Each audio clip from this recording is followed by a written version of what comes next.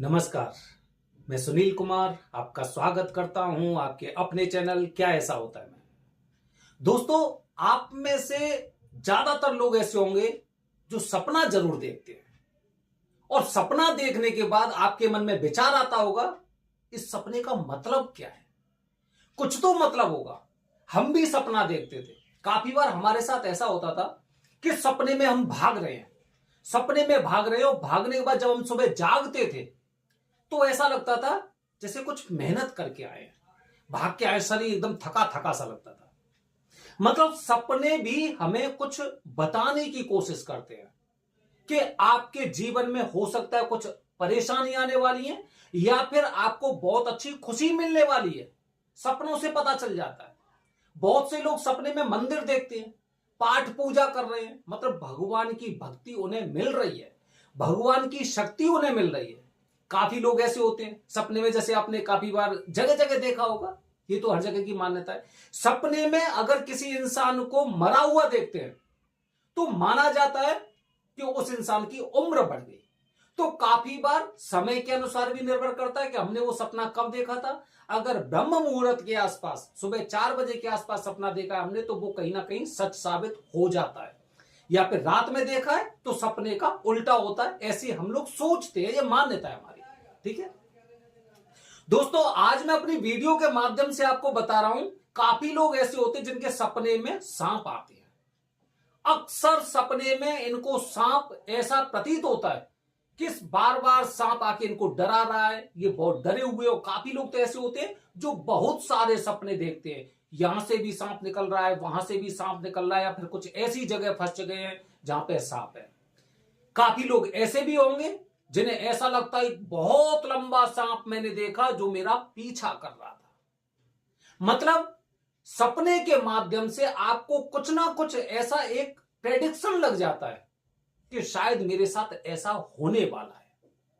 तो दोस्तों, अगर आपको भी सांप के सपने आते हैं तो हो सकता है उसका नकारात्मक फल भी हो सकता है उसका सकारात्मक फल भी हो।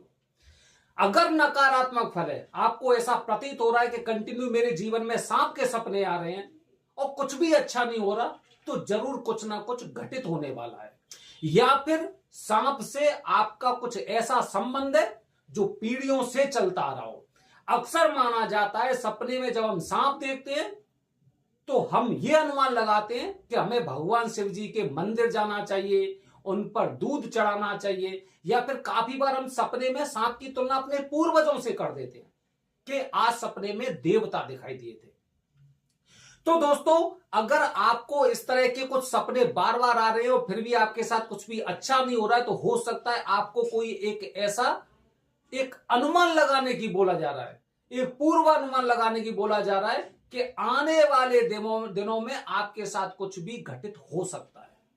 या फिर आपके अंदर कुंडली में किसी तरह का जो दोष है, जिसे काल सर्प दोष बोलते हैं, वो बार बार आपको इस तरह से वो करता है कि देखिए ये मुहूर्त आने वाला है और इसमें आप मेरी पूजा करवाइए, मुझे अपनी पूजा चाहिए। आपके परिवार से कुछ ऐसा कार्य हुआ है जिसकी वजह से मुझे कष्ट प्राप्त हुआ है।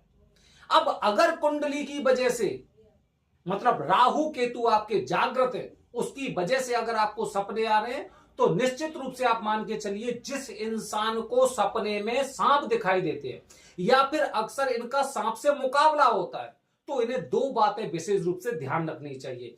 या तो इनके परिवार में से किसी इंसान ने सांप को मारा होगा, सांप को मारने में मदद की होगी, या फिर किसी सांप को मरते हुए देखा होगा। तो मतलब इनको नागबली की पूजा करनी चाहिए। वो अपनी बलि मांगते हैं, अपने प्राणों की मुक्ति के लिए आपसे पूजा चाहते हैं। या फिर अगर कुंडली में राहु और केतु की वजह से अगर आपको सांप के सपने दिखाई दे रहे हैं तो अक्सर लोग नाग पंचमी को इसकी पूजा करवाते हैं, जिससे इन दोषों से मुक्ति मिले। सांप के सपने आने वालों के लिए नाग पंचमी एक ऐसा विशेष मुहूर्त होता है कि इस दिन अगर आप राहु केतु की विधिवत तरीके से पूजा कराते हैं तो आपको सपने से भी मुक्ति मिलती है और उस सांप को भी मुक्ति मिलती है, क्योंकि राहु और केतु का संबंध सांप से भी होता है। क्योंकि राहु का मस्तक जब धड़ से अलग कर दिया गया था तो एक सांप के मस्तक को अलग करके राहु के साथ जोड़ा गया था और नीचे वाले हिस्से को केतु के साथ जोड़ा गया था। तभी से सांप की भी बलि हुई थी और राहु केतु का पुनर्जन्म हुआ था। दोस्तों, सांप के सपने आपको आ रहे हैं, सावन का महीना शुरू हो चुका है और नाग पंचमी अभी 9 अगस्त की आने वाली है।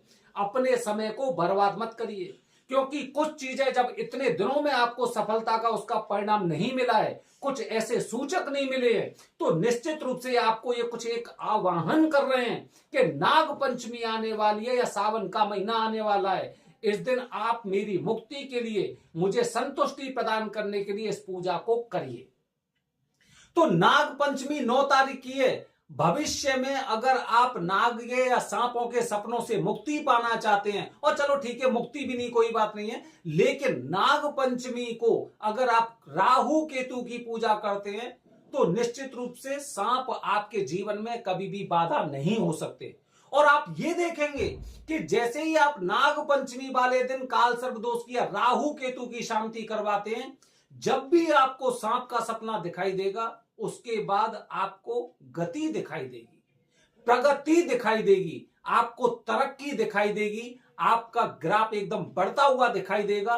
क्योंकि सांप अगर आपके सपने में आया है तो आपको कुछ ऊंचाई तक ले जाने के लिए आया है, वो आपको रास्ता दिखा रहा है। जो टेढ़ा मेढ़ा रास्ता जो चलता है ना सांप, ये आपको एक रास्ता दिखा रहा है कि आपको इस रास्ते से आगे आना चाहिए।